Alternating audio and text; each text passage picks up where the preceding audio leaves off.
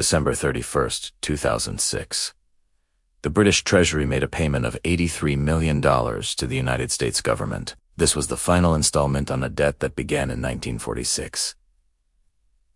Britain had just finished paying for World War II, 61 years after victory. 3 generations of British taxpayers had paid America for the privilege of surviving Hitler. But here's what they don't teach you. That debt wasn't for winning the war. It was the price America charged Britain for the right to stay in the fight. And the interest payments were just the visible part of the extraction. Between 1940 and 1945, the United States executed the largest peaceful transfer of wealth in human history. Britain entered World War II as the world's largest creditor nation, controlling a quarter of the Earth's surface through the British Empire. Britain exited World War II bankrupt, stripped of its gold, its investments liquidated, its bases leased for 99 years, and $31 billion in debt to the United States. That's $486 billion in today's money. But the real cost was the empire itself. This wasn't charity. This wasn't alliance. This was the greatest asset-stripping operation ever conducted, disguised as aid, and it was executed with mathematical precision by the U.S. Treasury, while Britain was fighting for survival against Nazi Germany. Here's how Lend-Lease actually worked. What Britain was forced to sell, who profited from the liquidation, why America cut off aid 7 days after Japan surrendered, and how the 1946 loan destroyed what remained of British economic power. Understanding this isn't about World War II history. It's about seeing how the United States builds and maintains empire, not through conquest, but through debt, forced liquidations, and extracting wealth from allies during crisis. Because the same playbook used on Britain in 1941 is being used on American allies right now. Let me show you exactly how America bankrupted the British Empire while calling it friendship. On December 8, 1940, Winston Churchill wrote the most important letter of his political career. It was addressed to Franklin Roosevelt, and it began by describing Britain's strategic situation. German U-boats were sinking merchant ships in the Atlantic. The Luftwaffe was bombing British cities. The British Army needed equipment, ammunition, aircraft, tanks, everything. Then Churchill delivered the devastating admission. Britain was broke, not struggling financially, not facing difficulties, completely and utterly bankrupt. The British Treasury could no longer pay cash for American supplies. In 7 months of war, Britain had spent everything. This letter is taught in schools as a desperate plea between allies. It's presented as the moment Churchill asked for help against Hitler. But read the letter carefully. Churchill isn't asking for help. He's negotiating the terms of Britain's liquidation. Before the war began in September 1939, Britain was the wealthiest nation on Earth. The British Empire controlled 35.5 million kilometers, 24% of the world's land surface. British citizens owned $22 billion in overseas investments, equivalent to $450 billion today. British companies owned railroads in Argentina, copper mines in Chile, rubber plantations in Malaya, oil fields in Persia. The city of London was the financial center of the world. The pound sterling was the global reserve currency. Britain held $6 billion in gold reserves, more than any nation except the United States. In 7 months of war, all of that was gone. Because America demanded it. When war was declared in September 1939, the United States was officially neutral. The American public was isolationist. Congress had passed the Neutrality Acts specifically to keep America out of European wars. But these acts contained a clause that would destroy Britain financially, cash and carry. The law stated that belligerent nations could buy American weapons and supplies, but they had to pay cash up front and transport the goods on their own ships. No loans, no credit, gold on the barrelhead before anything left the dock. Britain had no choice.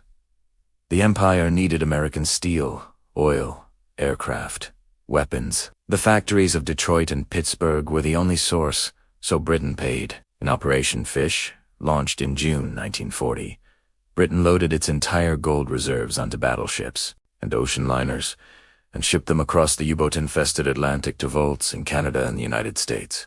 It was the largest movement of physical wealth in history, $7 billion in gold bars and securities. Britain's entire national treasures sent into exile to pay American bills. By November 1940, The gold was gone. Britain was still ordering supplies, signing contracts for aircraft and tanks, but the Treasury in London told the British Purchasing Commission in Washington there were no dollars left to pay. Britain was 7 months into a war that would last 6 years. The money had already run out. This is where the mythology of Lend-Lease begins. Roosevelt, the story goes, wanted to help Britain, but faced domestic political opposition. So he created Lend-Lease, a program where America would lend an equipment to Britain and Britain would return it after the war. Roosevelt explained it with a folksy analogy. If your neighbor's house is on fire, you don't charge him for the garden hose. You lend him the hose, and he returns it when the fire is out. It was a beautiful story. It was also complete fiction. The reality of Lend-Lease was negotiated behind closed doors between the U.S. Treasury and desperate British officials. And the American leading those negotiations was Henry Morgenthau Jr., Treasury Secretary and Roosevelt's closest advisor. Morgenthau was not interested in garden hoses. He was interested in stripping Britain of every asset it possessed before providing $1 of aid. In December 1940, before Lend-Lease was even approved by Congress, Morgenthau demanded a complete audit of the British Empire. He wanted a list of every asset owned by the British government and every asset owned by private British citizens anywhere in the world. Think about what this means. Britain was fighting for survival against Nazi Germany. London was being bombed nightly, and America's condition for aid was that Britain open its financial records to a foreign power and prove it was completely destitute. The British negotiators, led by Sir Frederick Phillips, were stunned. Phillips argued that Britain had already sold its gold. He explained that forcing the sale of long-term investments during a war would be a fire sale. Britain would get pennies on the dollar. He warned that stripping Britain of its overseas income would leave the country destitute after the war. Morgenthau was unmoved.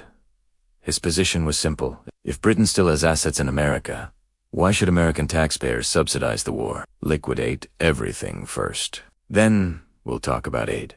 Congress was debating Lend-Lease through January and February 1941. Isolationist. Congressmen argued that Britain was secretly rich and was trying to trick America into paying its bills. Morgenthau needed proof that Britain was truly broke. He needed a sacrificial offering. He found it in American Viscose Corporation. American Viscose was the largest manufacturer of rayon and artificial silk in the United States. It was owned by Cordels, a British company. American Viscose was worth over $100 million. It generated $10 million annually in dividends that flowed back to London. Morgenthau told the British negotiators they had to sell it immediately and deposit the proceeds in the U.S. Treasury to pay for existing weapons orders. The British resisted. Selling American Vice during a war under duress would be financial suicide. But Morgenthau gave them an ultimatum: sell American Vice or Lend-Lease dies in Congress. On March 15th, the British government seized American Vice Corporation from its owners under emergency war powers. It was a compulsory purchase. No negotiation. The sale was handled by American investment bankers who knew Britain had to sell. They drove a merciless bargain. American Viscose sold for $54.4 million, half of its actual value. The British government paid courtholds in pounds in London, adding to Britain's internal debt. The dollars from the sale went straight to the U.S. Treasury. This wasn't a transaction between allies. This was a foreclosure.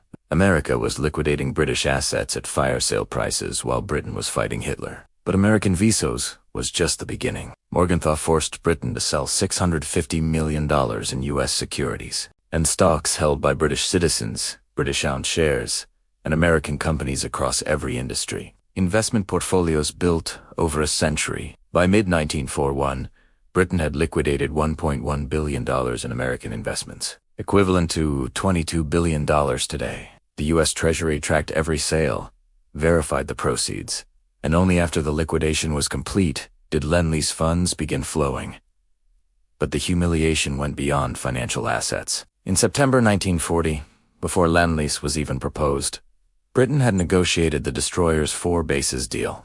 Britain desperately needed destroyers to fight German U-boat in the Atlantic. Roosevelt agreed to give Britain 50 old World War I destroyers sitting in mothballs. These were obsolete, rusting, barely seaworthy ships that the U.S. Navy didn't want. In exchange, Britain gave the United States 99-year leases on military bases in Newfoundland, Canada, Bermuda, the Bahamas, Jamaica, Isita Lucia, Trinidad, Antigua, British Guiana. Think about this trade. Britain gave America strategic control over the entire Western Hemisphere, the Caribbean, and the North Atlantic for 99 years in exchange for 50 obsolete ships. These bases allowed the United States to project military power across the Atlantic. They became the foundation of American hemispheric dominance, and Britain gave them away for ships that barely functioned. It was the geopolitical equivalent of pawning the family estate for grocery money. The Lend-Lease Act passed Congress on March 11, 1941. It authorized $7 billion initially, eventually growing to $50 billion for all allied nations. For Britain specifically, $31 billion in aid over 4 years. The propaganda called it the arsenal of democracy. Roosevelt said America would be the great supplier of weapons to defeat tyranny. And Lend-Lease did keep Britain in the war. Without American supplies, Britain would have been starved into submission. But Lend-Lease was not a gift. It was a lease. The name itself reveals the truth. Britain was leasing American equipment with the understanding there would be a reckoning. And buried in the Lend-Lease agreement was Article 7, a clause that would destroy the British Empire. Article 7 required that in return for aid, Britain must agree to eliminate discriminatory treatment in international commerce after the war. That sounds benign. Free trade, open markets. But discriminatory treatment was code for imperial preference. Imperial preference was the economic wall that held the British Empire together. It was a system of tariffs where British goods were cheaper in empire markets than foreign goods. Canada, Australia, India, South Africa all bought British products because British products had preferential rates. This system protected British industry from American competition. American cars were better. American machinery was more efficient. But in empire markets, British goods were cheaper because of tariffs. Article 7 required Britain to dismantle imperial preference. After the war, Britain had to tear down its own economic walls and let American companies compete freely in empire markets. The British negotiators understood what this meant. It was the death warrant of the empire as an economic unit. But German bombers were overhead. The U-boot were in the Atlantic. Britain fought World War II with American equipment, paid for by liquidating its empire and promising to dismantle what remained. As the war continued through 1942, 1943, and 1944, the wealth transfer accelerated. American industry boomed. U.S. GDP grew 75% during the war years. American factories produced weapons for the war and consumer goods for global markets. Britain, meanwhile, converted every factory to war production. Britain stopped exporting. British companies abandoned markets in Latin America, Asia, and Africa. And who filled those markets? American companies. While British factories made Spitfires, American factories made Spitfires.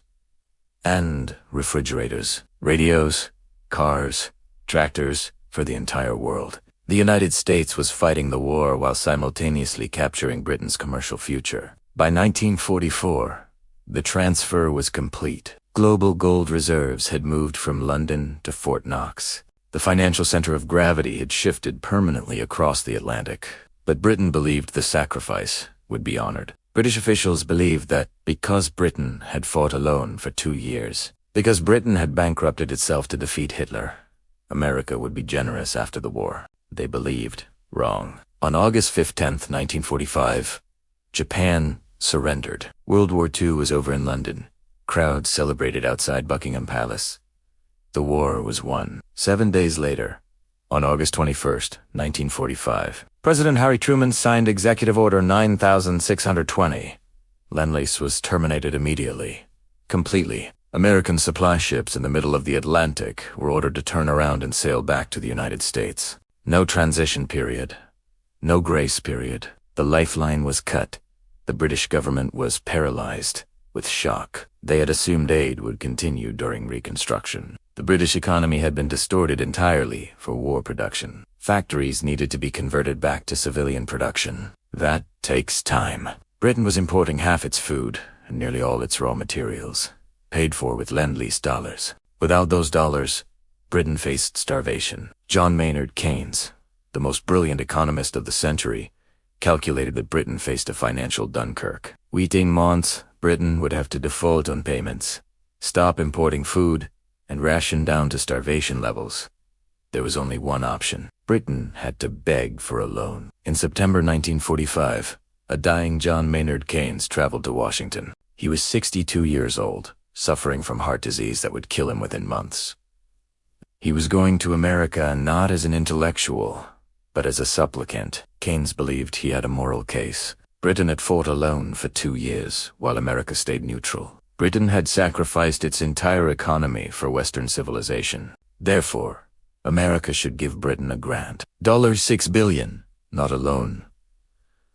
A gift, retroactive payment for the sacrifice. Keynes called it justice. But when Keynes arrived in Washington, he discovered that justice was not a currency the Americans traded in. The American negotiators, led by Fred Vincent, were unmoved by Keynes's moral arguments. The war was over. The American public was tired of paying for Europe. Congress was suspicious of Britain's new Labour government, which had been elected on a platform of nationalizing industries. The Americans offered a loan, not a grant. A loan, $3.75 billion at 2% interest. It was barely enough to survive, and it came with conditions designed to destroy what remained of British economic independence. The most devastating condition was sterling convertibility. The Americans demanded that within 1 year of receiving the loan, Britain must make the pound fully convertible. This meant anyone holding British pounds could walk into a bank and exchange them for US dollars. The Americans framed this as free trade, but it was a trap. During the war, Britain had forced its colonies to accept payments in pounds, but had forbidden them from converting pounds to dollars. This created a closed loop. Countries like India, Australia, Egypt had pounds, but could only spend them on British goods. The system protected British industry, but the Americans wanted it destroyed. They knew that if the pound became convertible, everyone holding pounds would immediately sell them to buy dollars because American goods were superior and everyone wanted American products. Keynes knew this condition would destroy Britain. He fought against it until his health collapsed, but the alternative was starvation. Britain had no choice. The Anglo-American loan agreement was signed in July 1946. Keynes died in April 1946, his heart giving out under the stress of trying to save his country from its closest ally. The winter of 1947 was the coldest in British history. Blizzards buried the country. Coal froze. Power stations shut down. People shivered in unheated homes. And in the middle of this frozen misery, the clock struck on the American condition. On July 15, 1947, Britain made the pound sterling convertible, as required by the loan agreement. The result was a massacre. The moment the window opened, the world rushed to sell pounds.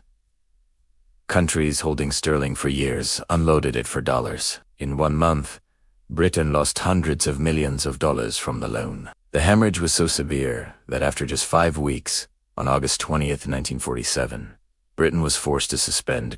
Britain had burned through a quarter of the loan in 5 weeks for nothing. The humiliation was total. This financial collapse had immediate geopolitical consequences. In February 1947, Britain sent a telegram to the U.S. State Department. For a century, Britain had been the guardian of Greece and Turkey, keeping Soviet influence out of the Mediterranean. The telegram said, "We can no longer afford it. We are leaving. If you want to stop the communists, you have to do it."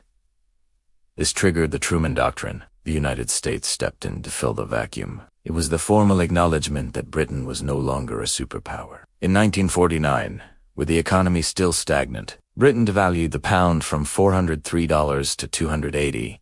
Overnight, the British people became 30% poorer relative to the rest of the world. But the final humiliation was the debt itself. The Anglo-American loan of 1946 was not forgiven. It was a commercial debt with 2% annual interest. Every year, for 6 decades, the British Treasury wrote a check to the United States Treasury. Through the economic boom of the 1950s, the inflation of the 1970s, the Thatcher privatizations, the Blair years, the payments continued. 61 years after victory. So who benefited from this extraction? Let me show you the names. Henry Morgenthau Jr., Treasury Secretary, orchestrated the liquidation. After the war, Morgenthau remained wealthy and influential. He never faced consequences for stripping an ally during its darkest hour. The American banks that handled the forced sale of British assets made millions in fees. J.P. Morgan, Goldman Sachs, all facilitated the liquidation and profited from the desperation. American corporations that bought British assets at fire sale prices made fortunes. American Vice bought for $54 million was worth over $100 million. The buyers doubled their money instantly. The military-industrial complex that supplied Lend-Lease equipment, Boeing, Lockheed, Ford, General Motors, all were paid by the U.S. government, which built Britain. These companies made billions from the war, while Britain went bankrupt buying their products and the United States government itself. By 1945, the United States held 2/3 of the world's gold reserves. The dollar replaced the pound as the global reserve currency. American military bases circled the globe. The U.S. had achieved global dominance not through conquest, but through debt. The British Empire wasn't conquered. It was bought. The United States acquired the assets, the bases, the markets, and the geopolitical influence in a distressed asset sale managed by the U.S. Treasury. This wasn't unique to Britain. The same playbook has been used on every American ally since 1945. After World War II, Germany was rebuilt through the Marshall Plan. But Marshall Plan aid came with conditions. Germany had to open its markets to American goods, host American military bases, and align its foreign policy with Washington. By the 1950s, Germany was prosperous but dependent. Japan, after 1945, was occupied and restructured. The Japanese economy was rebuilt with American aid, but Japan became a protectorate. U.S. military bases in Japan remain today. Japan holds over $1 trillion in U.S. Treasury bonds. Japan cannot pursue independent foreign policy without American approval. South Korea after the Korean War. U.S. military presence. U.S. economic influence. South Korea is wealthy but strategically dependent on American protection. The pattern repeats. Crisis creates dependency. Dependency requires concessions. Concessions transfer wealth and sovereignty to the United States. Britain in 1940 wasn't conquered by Germany. It was conquered by the United States using debt, forced liquidations, and contractual clauses disguised as alliance. The mythology of World War II teaches that America saved Britain. The reality is that America bought Britain, and Britain is still paying. Understanding this isn't about hating America or revising history.